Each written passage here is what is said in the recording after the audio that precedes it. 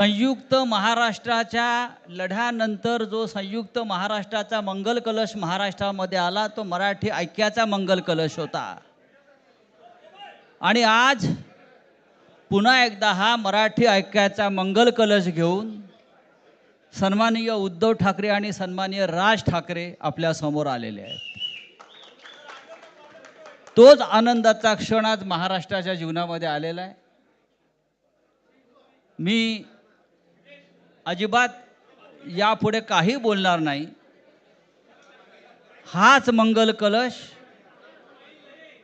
मुंबईसह अनेक महानगरपालिकांमध्ये विजयी भगवा ध्वज फडकवल्याशिवाय राहणार नाही।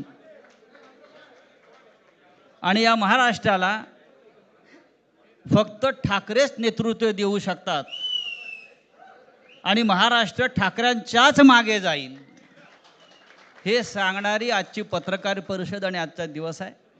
मी यापुढला सूत्र ही माननीय उद्धव ठाकरे व माननीय राज ठाकरे यांच्याकडे देतो।